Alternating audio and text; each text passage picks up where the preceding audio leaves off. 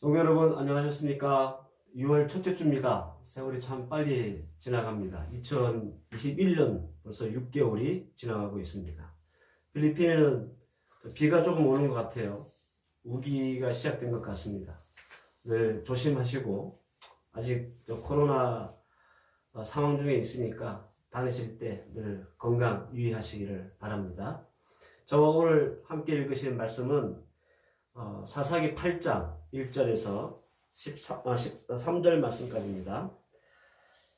에브라임 사람이 기드온에게 이르되 내가 미디안과 싸우러 갈 때에 우리를 부르지 아니하였으니 우리를 이같이 대접하면 어찌 됨이냐 하고 그와 크게 다투는지라.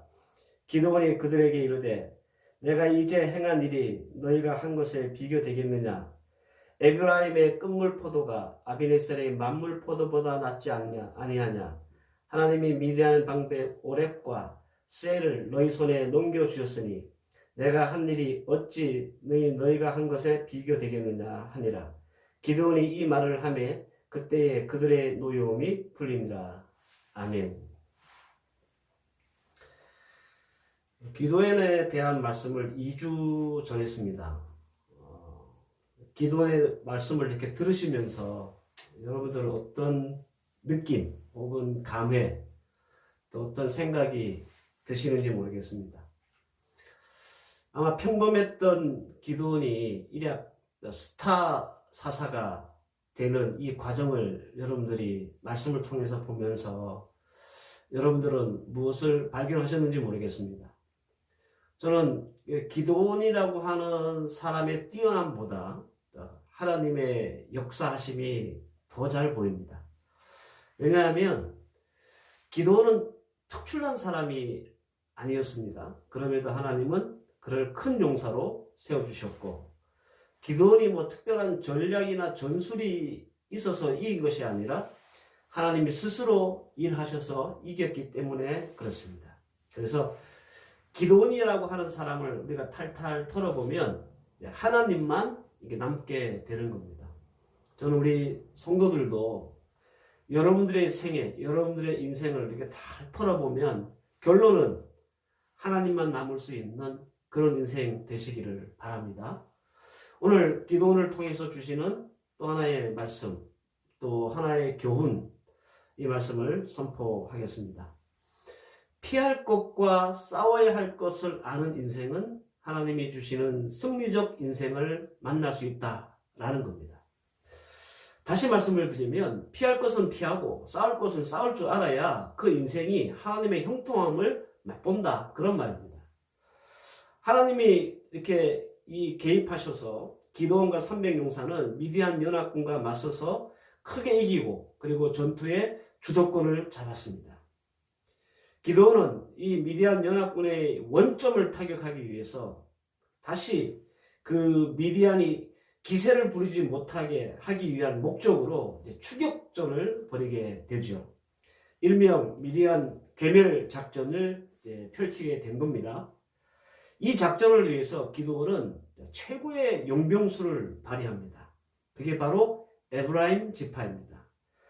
사사기 7장 24절에서 25절 말씀을 보면 기드온이 사자를 보내어 에브라임 온 산지에 두루 행하게 하여 이르기를 내려와서 미디안 사람을 치고 그들을 앞질러 벤바다와 요단에 이르기까지 나루토를 취하라 하매 이에 에브라임 사람들이 다 모여서 벤바라와 단에 이르기까지 그 나루토를 취하고 또 미디안 두 방백 오렙과 셀을 사로잡아 오렙은 오렙 바위에서 죽이고 스렙은 스렙 포도주 틀에서 죽이고 미디안 사람을 추격하고 오렙과 셀의 머리를 가지고 요단 저편에 기드온에게로 나오니라 라고 했습니다.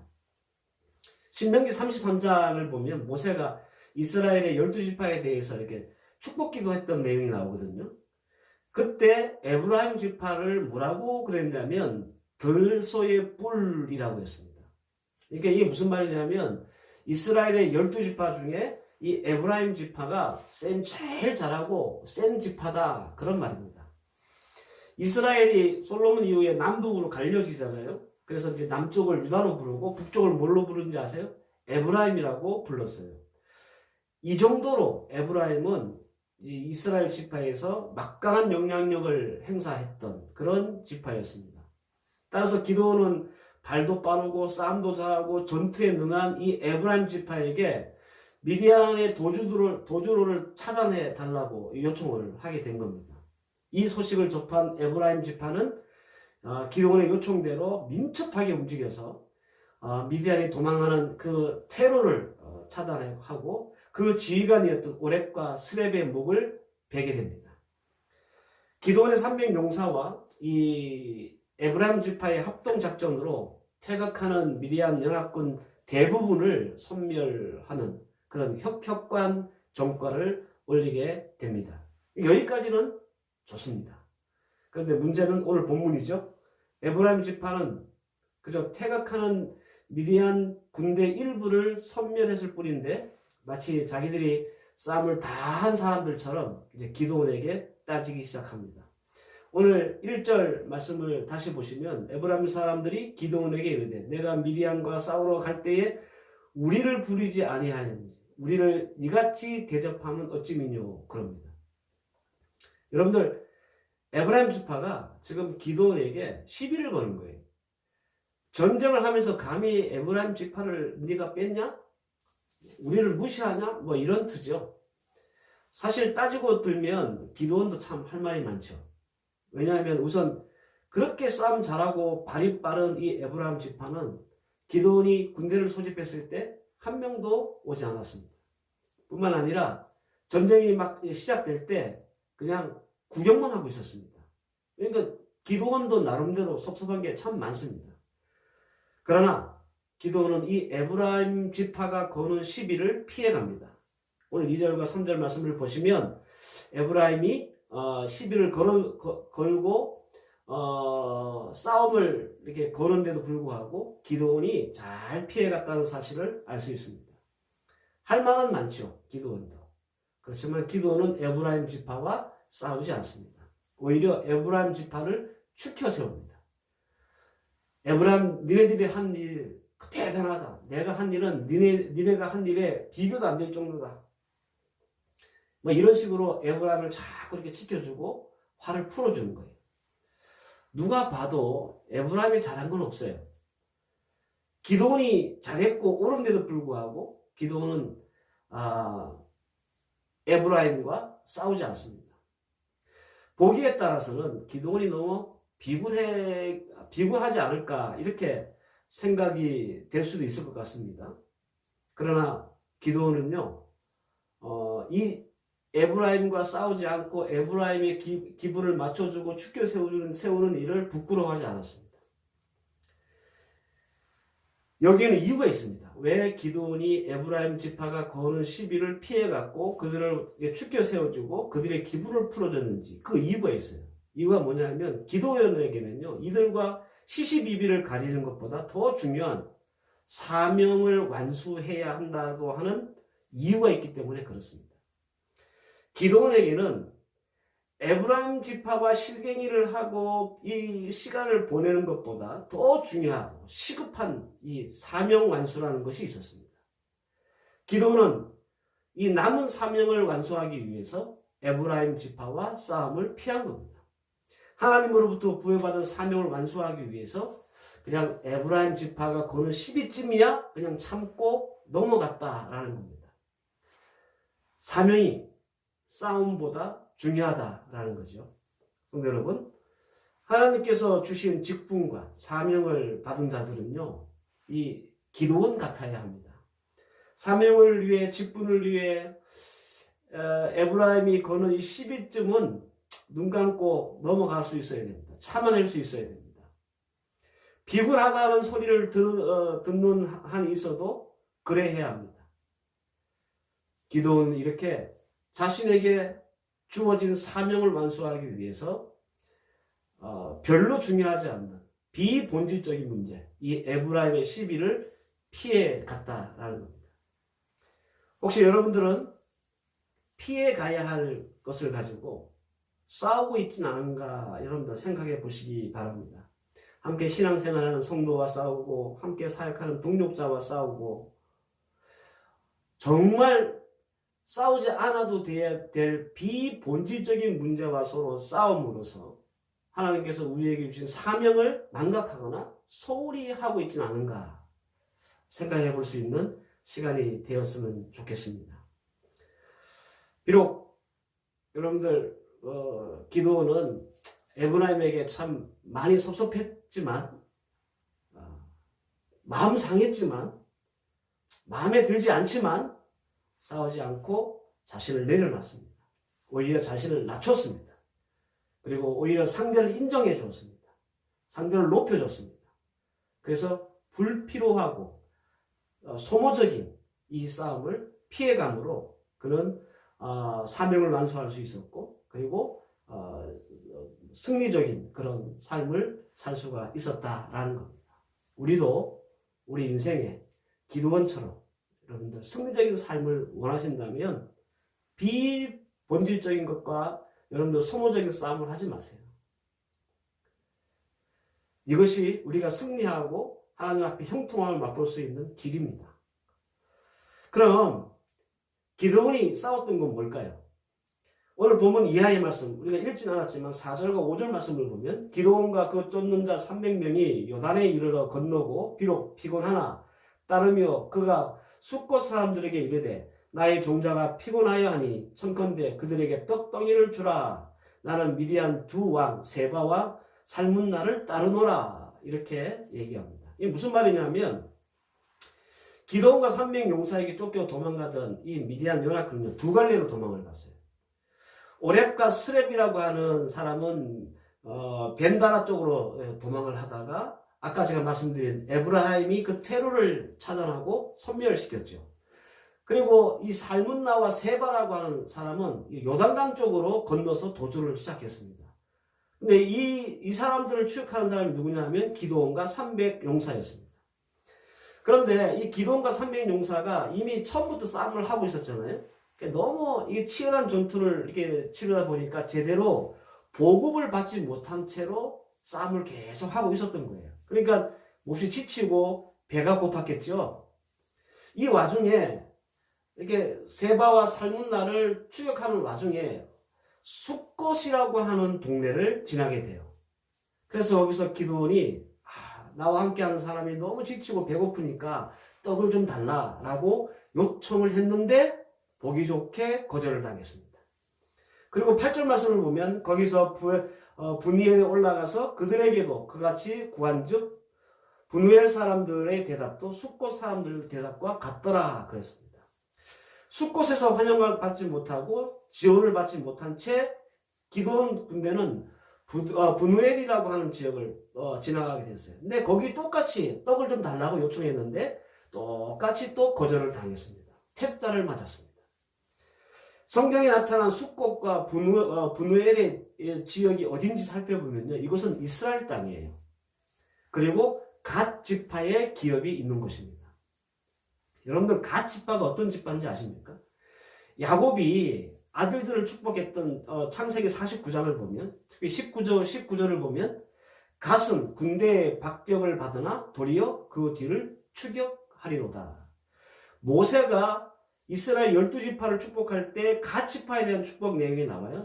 신명기 33장 20절인데 갓이 암사자같이 엎드리고 팔과 종수리를 찢는도다. 이 두 가지의 갓 지파에 대한 예언을 종합해보면 갓 지파가 어떤 지파인지 알 수 있는데요. 갓 지파는요, 태생적으로 전투력이 탁월한 지파입니다. 활과 검 전술에 뛰어난 사람들이었습니다. 에브라임 지파와 더불어서 싸움이라면 둘째가라면 서운할 정도로 막강한 전투력을 가진 전투 지파였습니다. 그런데 이런 지파가 기드온과 함께 전투에 참여하기는커녕 배고파서 떡을 좀 달라는데 그것을 거절했다라는 겁니다. 너무 야박하고 냉정하지 않습니까? 이스라엘을 대신해서 싸우고 있는 이 기드온 군대를 응원하고 후원해 줘도 모자랄 판에 밥을 좀 달라니까 그걸 거절을 한 겁니다. 기드온은요 속으로 칼을 갈았습니다. 그리고 세바와 살문나를 딱 잡아가지고 돌아오는 길에 똑같이 숫곳과 분이엘을 지나가게 됩니다.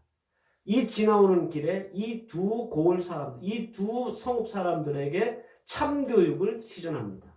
우선 숙고 방백들 70명, 장로 70명의 명단을 확보해요. 살생부죠. 다 죽여버립니다. 그리고 분리엘로 와서는 이 성읍 사람들을 다 죽여버립니다. 8장 15절에서 17절 말씀을 우리가 여러분 참고해 보시면 이 숙고 사람들과 분리엘 사람들이 돌아오는 이 기드온에게 엄청난 징벌을 받았다는 사실을 알 수 있습니다. 성도 여러분들, 에브라임 지파가 시비를 걸었을 때 싸우지 않았고 피했던 이 기드온이 왜 같은 동족인 갓 지파 숙곡과 분우엘 사람들과는 싸웠을까요? 단순히 밥을 못 얻어먹은 서러움 때문일까요? 아닙니다, 여러분들. 단순히 밥 못 얻어먹어가지고 그것이 마음에 한이 맺혀서 그들을 징벌한 게 아니에요. 그들과 싸운 게 아니에요. 이 기드온이 이 두 곳 사람들과 싸웠던 이유는요, 그들이 가지고 있었던 불신앙 때문입니다.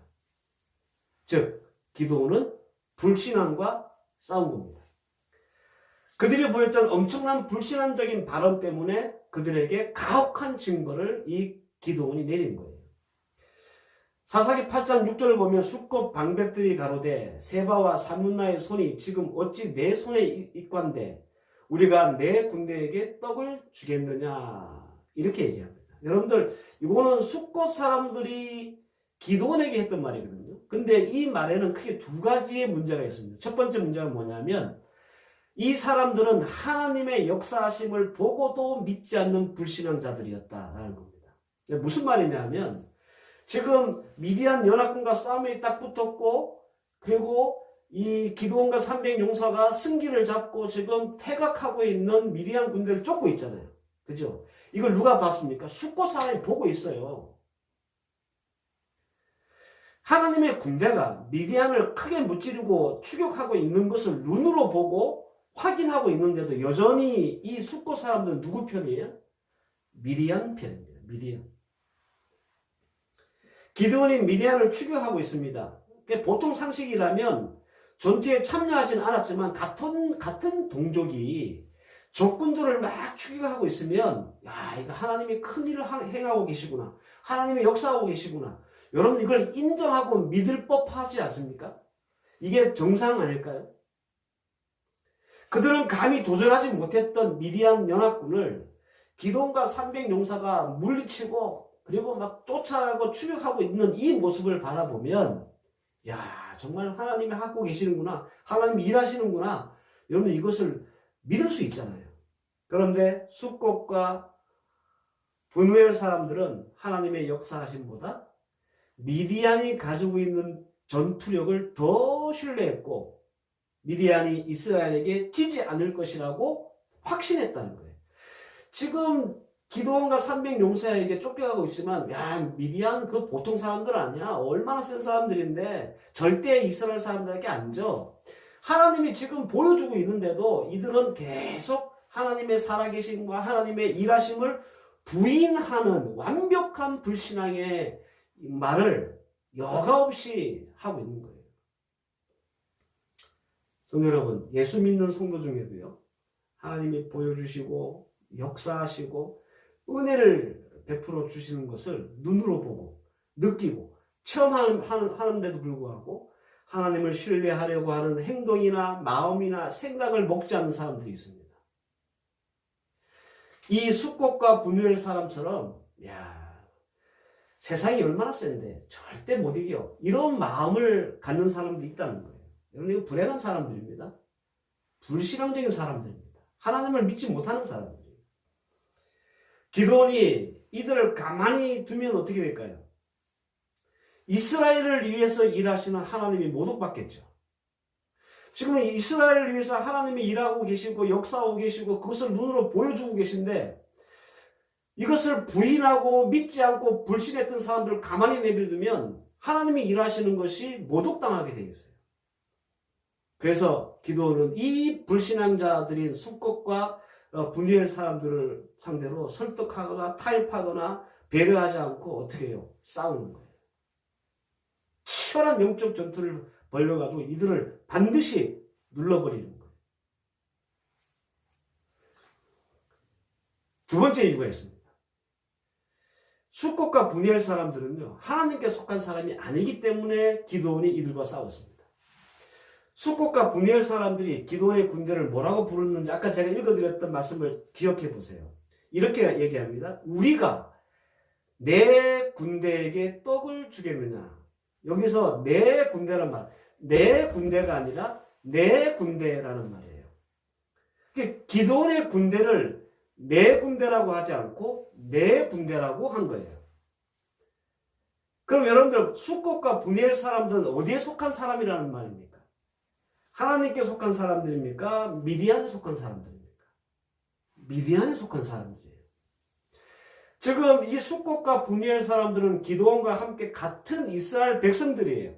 그리고 이스라엘 백성들 중에 기드온이 300용사들과 함께 군사를 일으켜서 지금 미디안을 쫓고 있어요. 그러면 숫곳 사람과 분이엘 사람들에게 내 군대는 어느 군대여야 합니까? 기드온의 군대가 내 군대가 되어야죠. 그런데 숫곳 사람들과 분이엘 사람들이 뭐라고 그래요? 내 군대. 자기와는 상관없어. 자기 군대가 아니라는 거죠. 여러분들 이 가치파 사람들, 숫곳과 이 분이엘 사람들은 하나님께서 약속으로 주신 땅에 살면서 하나님 편에 속한 사람들이 아니라 세상 편을 드는 사람, 세상에 속하길 원하는 사람, 바로 그런 사람이었어요. 그러니까 여러분들 기드온이 가만히 있을 수가 없는 거예요. 이런 사람들과 싸워야 하는 거예요. 교회 안에 있으면서도 하나님 말씀을 들으면서도 신앙생활을 하면서도 세상을 지지하고 세상 편을 들고 세상의 힘을 따르려고 하는 사람들 있습니다. 이런 사람들하고 배려하고 양보하고 헌신하는 게 아니에요. 이런 사람들에게 하나님의 말씀의 검을 들어야 되는 거예요. 왜 그렇습니까? 왜냐하면 그래야 살아계신 하나님이 멸시당하지 않습니다. 이 사람들한테. 그래야 건방진 불신앙자들이 정신 차리고 깨닫게 되는 거예요. 숫곳과 분이엘 사람들은 하나님의 편도 아니었고 하나님의 역사하심과 일하심도 인정하지 않는 불신앙자들이었습니다. 이 두 가지 이유가 기드온이 이들과 싸운 이유입니다. 사랑하는 우리 성도 여러분, 기드온의 승리는요, 거저 얻어진 게 아니에요.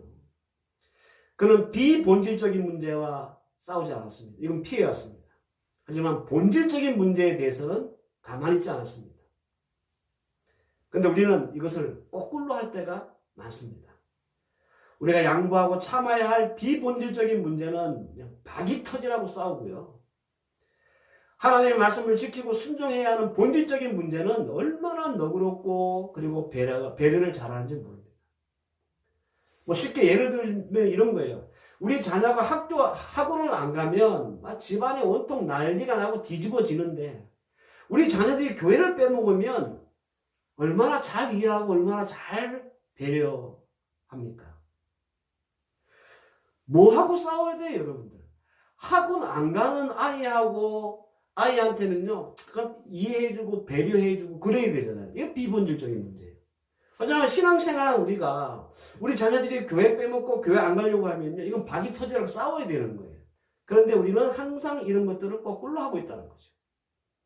그래서 우리의 삶 가운데서는 기드온같이 승리적인 삶을 경험하지 못하는 겁니다.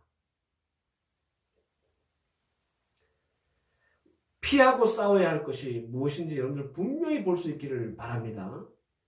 우리의 인생에 기드온 같은 승리적인 삶을 얻으려면 피할 것은 피하고 비본질과는 싸우지 말고요. 본질적인 문제와 싸울 수 있는 그런 여러분들 되시기를 바랍니다. 그럼 여러분들 이스라엘 백성들을 이끌고 승리를 거뒀던 기드온처럼 우리의 인생도 우리의 삶도 우리의 가정도 하나님께서 비록 적고 작은 것이지만 그것으로부터 승리하는 삶을 우리에게 보여주실 것입니다. 여러분들 만약에 기드온이 본질적인 불신앙과 싸우지 않았다면 어떻게 됐을까요? 이스라엘은 하나님의 역사를 계속 무시했을 겁니다. 하나님을 신뢰하지 않았을 겁니다. 세상을 다 신뢰했을 것이고 미디안을 더 신뢰했을 겁니다. 그렇게 살아갔을 겁니다. 사랑하는 성도 여러분, 우리 기도원이 살았던 이 승리적인 삶의 원리를 우리가 잘 깨달아서 우리의 삶 가운데서 싸워야 될 것이 뭐고 안 싸워야 될 것이 무엇인지를 잘 분별함으로 우리 또한 하나님께서 주시는 승리의 삶을 살아갈 수 있기를 축원합니다. 오늘 이 말씀이 한 주간 살아가는 여러분들에게 비본질과는 또 본질과는 무엇을 놓고 싸우고 무엇은 피해야 될지를 여러분들이 좀 명확하게 이렇게 분별할 수 있는 말씀이기를 바라고 우리의 삶으로 그걸 실천함으로 우리 또한 하나님 앞에서 복된 그리고 형통한 그런 삶을 누리시는 저와 여러분들 되시기를 주의 이름으로 축원합니다. 기도하십시다. 하나님 감사합니다. 기도원이 승리적 삶을 살 수 있었던 것은 비본질적인 문제는 피해가고 본질적인 문제와 싸웠기 때문에 그렇습니다. 하나님, 에브라임의 시비에는 피해갔고 숫곡과 분열의 불신앙에는 맞붙어 싸웠던 이 기도원, 이 말씀을 통해서 우리에게 주신 교훈들 잘 붙잡게 하셔서 우리가 그동안 비본질적인 문제로만 싸우고 우리 신앙의 본질적인 문제 가지고 싸우지 못했던 우리의 모습들을 바라보게 하시고 이제부터는 우리도 기도원처럼 하나님 피할 것과 싸워야 될 것을 분명히 구별하고 깨달아서 우리의 삶 가운데서도 승리적인 삶을 살아갈 수 있는 믿음의 종들 되게 해 주시옵소서.